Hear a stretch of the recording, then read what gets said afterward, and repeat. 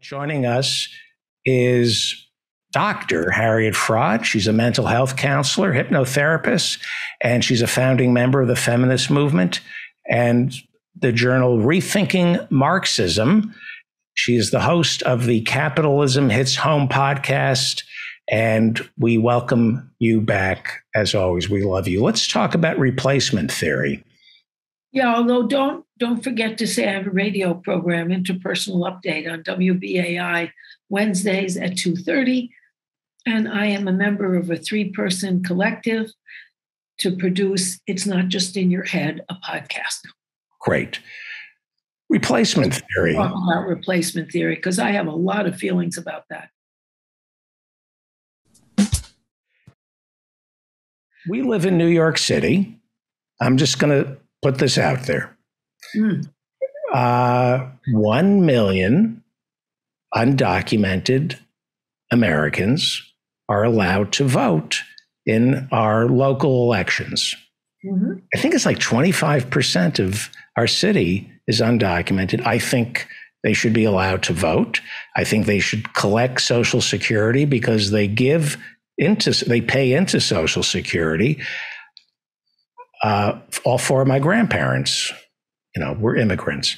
I think they should be allowed to vote. The country would be better off if more and more undocumented Americans could vote. Is it disingenuous, therefore, for Democrats to say, I don't know where the Republicans got this idea that Democrats are want immigrants coming into this country because they vote for the Democrats. I mean, it's racism. Replacement theory is racism. Tucker Carlson is a POS. But there is a movement in this country to give undocumented workers the vote. And they are voting. Yes. However, what replacement theory is a cute little fascistic displacement. White male workers in America have been displaced between mechanization, computers, fast jet travel. Factories can operate overseas very well with cheap labor. So those union people who were white males, mostly, who fought and got better salaries can be shafted. They can be, listen up, replaced.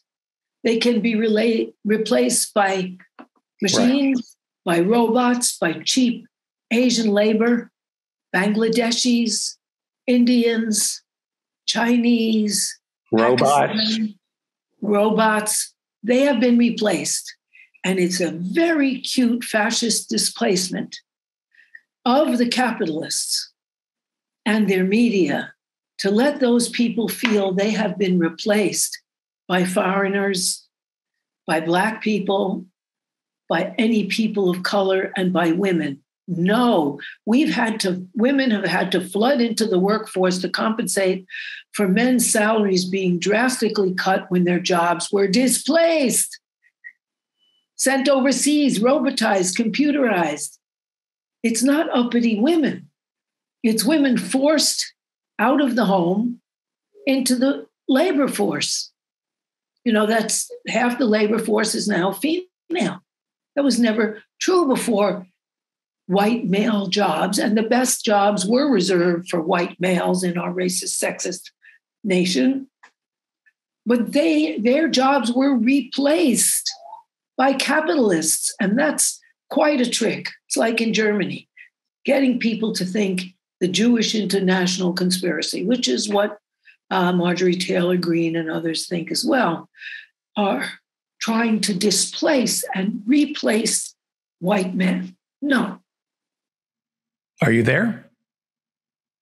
Back. Dr. Harriet Fraad rejoins us, and we were talking about replacement theory and the trick that the Nazis played on the German people and that Tucker Carlson is playing on the American people, convincing out of work, angry white people, that it's not Tucker Carlson's people who are taking away your jobs. It's migrant, immigrant women and children are taking away your jobs. Right. Rather than the corporations that outsource their jobs, mechanize their jobs, robotize their jobs, all to save money for themselves.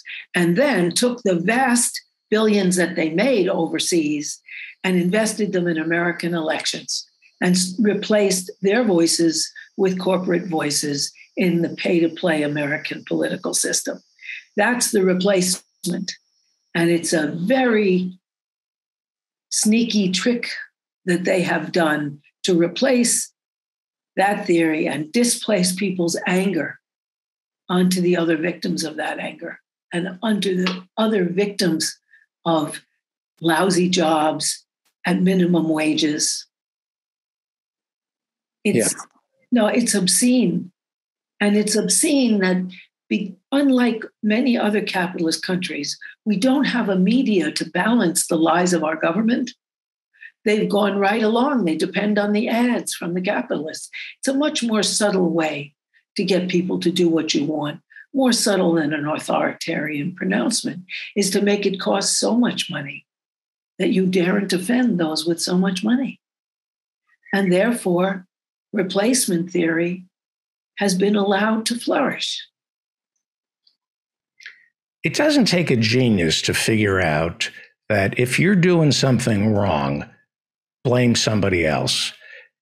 On this show, we tend to go, Edward Bernays working with Freud figured out how to tap into the subconscious to trick people into voting against their own self-interest. This has been going back since the days of Hammurabi. Yeah. Who stole the bread? He stole the bread. I don't have the bread on me. He stole the bread. And he's giving everybody the plague. It doesn't take Edward Bernays to teach somebody how to make that move. No, it doesn't. I mean, he had a new angle and used it for advertising. But really, this whole displacement is very important. If you can displace people's anger onto those with whom they could ally to overthrow you, you've really made quite a coup for the capitalists. And so wherever they exist, they pit people against one another in order to interrupt the mass of people that would overthrow them. So you're saying Freud would call the displacement theory displacement? Yes, absolutely.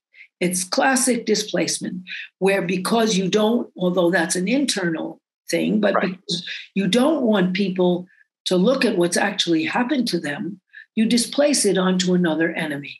That way you divide the working masses, which could unite and take over this country. Right. And it's a neat capitalist trick that has fooled people in the past, so they've fallen for fascism. Turned on the foreigners, turned on the poor, turned on the Jews, whoever it is. Right. Rather than uniting together. And right, those divisions have been played up wherever capitalism is dominant. Right, right. It's, they call Trump a merchant of chaos, yes, but what he really does is he divides and conquers. If you work for Donald Trump, you never know where you stand. One day you're on top, one day you're on the bottom, one day somebody who's beneath you seems to have more influence with Donald Trump. He keeps everybody guessing their self-worth. That is what that is the business model. It is, so they don't unite against him. Right, right. And you see that in families. You see if there's a patriarch who has some kind of power, he fears as he gets older that he's losing the power he has over his wife, grandchildren, and children. He plays everybody against each other. Right. You get more money, you get less. Right. You're the chosen one, you are not. Right. That's what Fred Trump did, indeed. Yeah. It's divide and conquer. And a nation divided cannot stand. And a nation. That is what Lincoln said, and it's true. And that's why we have to fight that. And abortion is the same thing. You punish women for having a Me Too movement, and at the same time, you divide half the population from the other half. What does it take for us to wake up to this? Because it sure feels that we're either fatalistic, we have no control, or we know this is happening, but what's the use? I mean, what will it take for Americans to take back our economy? Because it really is taking back our economy. It totally is taking back our economy. And I think what it is a unified movement where class transformation, that we are no longer a nation of a few employers and many employees who are at the mercy of the employers. It's a labor movement that's a radical labor movement, like Christian Smalls, when they won, he said it's the revolution. That's right. When the mass of working people unite, it's the revolution. And so you have progressive labor, you have feminists, you have the sexual liberation movement of all trans and every other possibility. You have Black Lives Matter, you have climate extinction all together. That's what won in Chile. So they have a socialist government in Chile this year. That's what won in Argentina, even though the Pope flew there himself to get them to vote against abortion rights. They voted for them because they had that alliance, the indigenous people, the labor movement, the feminists, this climate extinction movement, the sexual liberation movement, all of them under the umbrella of a socialist government that allows all people and the planet to exist together. Kicks out the capitalists. We've been brainwashed here in America into believing that because of globalization, there's nothing we can do about the economy, that we are powerless over jobs going overseas and imports and exports. But the truth is, our government regulates what products come into America and what products go out of America. That's what treaties are. That's what trade treaties are. And that's what tariffs are. What's very cute, as a little illustration, is the crisis of baby formula. Well, they only had 4 producers. One of them, Abbott, killed a couple of babies and infected many others. So they had to withdraw from that market. Meanwhile, the United States has a tariff on the superior baby formula from Europe, which makes it impossible for them to sell it. Otherwise, it's protectionism. It's protectionism for American corporations. And that's why babies are going without their formula, because Abbott Labs is now retooled, having poisoned and killed many babies. They're back in business, getting huge business from the government, being protected by our government by imposing tariffs on the superior formula from Europe. It's a capitalist plot. However, it's never presented as such. It's supply chains. It's something else, like the prices. Well, the prices are set by the employers who are having a price party. Mm-hmm. And there are no price controls being imposed at the top. Even Nixon did that, but not Biden. And therefore, it seems like a mystery that the prices are going up. Well, gas is a great example. Oil companies for which gas is made have record profits. Hello? That's because they can raise the prices. They're making up for whatever losses they might have had, plus making a lot more by rising prices, by making food too expensive for people, by stopping baby formula because they have a corrupt, crooked Abbott Labs that poison people, and they won't allow foreign companies to compete that have superior baby formula. It's obscene. And Americans are learning this. They're learning this because they notice they're being cheated on the job. That's why 20 million have quit.